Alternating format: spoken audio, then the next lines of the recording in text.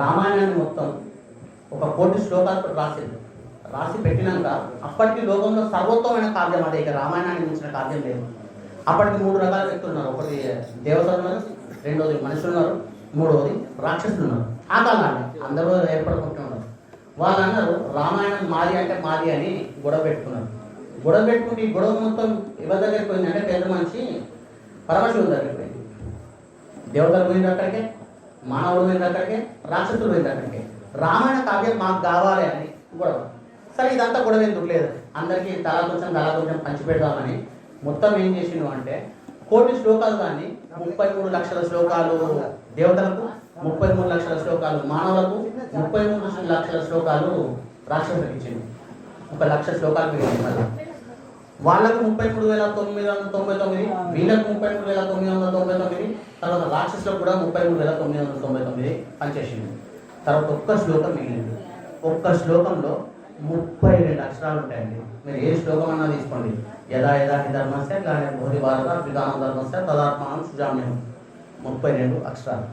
తలా 10 అక్షరాలు వంచీలు, 2 అక్షరాలు మాత్రం పరమశివుడు తన దగ్గర పెట్టుకున్నాడు. రాక్షసుడు అడిగితే వాటినైతే వంచరాదు, దేవతలు అన్నారు వాటినైతే వంచరాదు, మానవులు అన్నారు వాటినైతే వంచరాదు. ఆ పరమశివుడు దాచిపెట్టుకున్న 2 అక్షరాలు ఏంటో తెలుసా అండి? రామ. 2 అక్షరాలు. ఒకప్పుడు మోక్షం కావాలి, భాగ్యం కావాలి అంటే యజ్ఞయాగాలు చేయాల్సి వచ్చేది కృతయుగంలో. దాని తర్వాత వ్రతాలు హోమం చేయాల్సి వచ్చి ఉండే. దాని తర్వాత ద్వాపర యుగానికి వచ్చేసరికి ఉపవాసాలు ఇటువంటి అన్నీ చేయాల్సి వస్తుండే. కానీ కలియుగానికి వచ్చిన తర్వాత స్వామివారు ఏమని చెప్పినట్టే మీరు ఎట్లా ఇవన్నీ చేయలేదు, ఎట్లా ఇవన్నీ ఏమి చేయలేదు. ఎందుకంటే బాగా చెడిపోయిన కాలం. త్రేతాయుగం అంటే ద్వాపర యుగం అంటే చాలా అద్భుతంగా, ప్రస్తుత కృతయుగంలో సత్యం అద్భుతంగా ఉండేది 4 పదాలతో. త్రేతాయుగంకి వచ్చేసరికి ఇంకా తగ్గిపోయింది, ద్వాపర యుగంలో మరీ తగ్గిపోయింది. కలియుగం అంటే నాశనానికి దగ్గర ఉంది అనుకుంటాం. ఇక్కడ ఉన్న వాళ్ళు కాసేపు కూర్చోలేరు, పరమాత్మని కథ వినలేరు, పరమాత్మని తలవలేరు. అవునా? ఏమేమి సుఖం అనుకుంటారు అంటే భార్య, బిడ్డలు, భూమి, జాగా ఇవన్నీ సత్యం అనుకుని తిరుగుతూ ఉంటారు. కళ్ళ ముందర ఎంతో మంది వదిలిపెట్టిపోయినప్పటికీ అదే సత్యం అనుకుంటారు. అవునా? ఇట్లా తిరుగుతూ ఉంటారు. ఇటువంటి వాళ్ళకి ఏం చేయాలంటే పాపం మనకి మొత్తానికే మార్కులు రావు, మొత్తానికే చదువు రాదు కదా, ఒక్క నామం చెప్పుకుంటే చాలు. ఖాళీ ఒక్క నామం. అవునా? శ్రీ వెంకటేశ్వర స్వామి అది బాగా కొట్టుందని చెప్పినాం. పరమేశ్వరుడు అది బాగా కొట్టుంది అన్నాడు. విష్ణుమూర్తి అది కూడా కష్టమే అన్నాడు. 2 అక్షరాల నామం అంటే 2 అక్షరాలు రామ అంటే చాలు. మన పెద్దవాళ్ళు ఇవన్నీ బాగా పట్టుకొని కూర్చునేటప్పుడు రామానిదయ, లేచేటప్పుడు రామానిదయ. అవునా? ప్రతి దానికి పరమాత్మని తలుసుకుంటూ నచ్చింది. కానీ కాలం ఎప్పటికీ అట్టు ఉండదు కదా. ఎవరు పరమాత్మను తలుసుకుంటారో వాళ్ళని ఇంతకే నిలగొట్టే కాలం యొక్క రూపం. తాతను తల్లిని అందరూ నిలగొట్టేశాం. రాముని తప్ప రాక్షసుని ఇంటికి పట్టేసుకున్నాం. రాముని యొక్క లక్షణం ఎట్లుంటుందంటండి, రాముని రావణాసురుంది ఇవన్నీ ఈ కాలాన ఇంతకు లెక్క కొమ్ములతో లేరు రాక్షసులు. అందరం మనం ఇట్లనే కూర్చున్నాం. రాక్షసులు ఉన్నారు, దేవతలు ఉన్నారు, మనుషులు ఉన్నారు. ఇంతకు కాలంలో కొమ్ములు ఉంటుండే తెలుస్తుండే. ఇప్పుడు ఎట్లున్నది అంటే 2 మన లోపలనే ఉన్నాయి.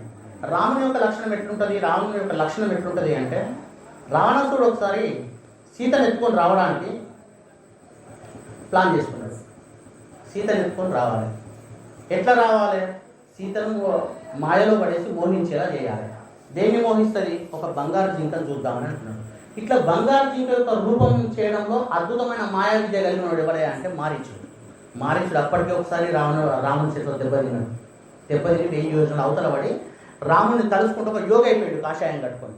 రావణాసురుడు వచ్చిండు. వరుసకు రావణాసురుడు మారీచుడికి అల్లుడవుతాడు.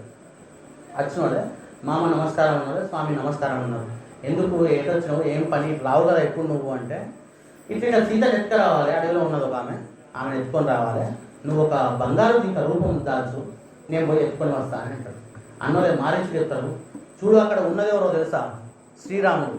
కానీ పేరు తలుచుకుంటే చాలు వణికిపోతావు, అది మామూలు వ్యక్తి అనుకుంటాను నేను. కాదు రావణ, నువ్వు ఎట్టి పరిస్థితులు నా పని చేయొద్దు అని చెప్తాను.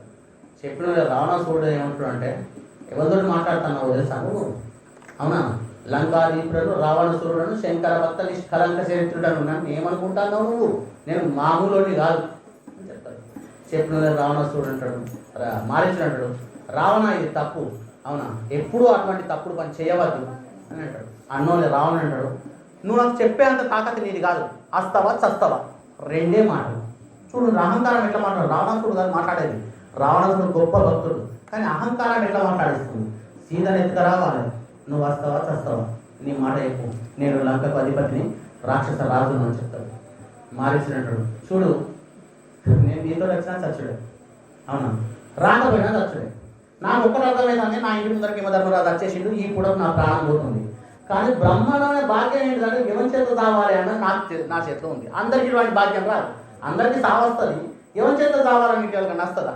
ఎవడో లారీ దుర్గుందా చిన్న లారీ ఎవరి చేత చావాలని వాడు అనుకుంటాడా? అనుకోడు కదా. ఎవరి చేత చావాలన్నది ఎవరికి తెలియదు. కానీ మారీచుడికి మాత్రం అందింది. రావణ నీ చేత చచ్చిందనుకో మళ్ళీ జన్మ ఉంటుంది, మళ్ళీ పుట్టుకుంటుంది. ఈ భాగవతం అంతా నాకెందుకు? సాక్షాత్తు పోయి స్వామివారు చూసుకుంటా చేస్తా అన్నాడు అని చెప్తాడు. పోతాడు, మాయలేడి వేషం వేస్తాడు, తిరుగుతాడు. స్వామివారు మాయలేడి వెనుక పెడతారు. చూసుకుంటా కన్నులారా రాముని చూసుకుంటా చచ్చిపోతాడు.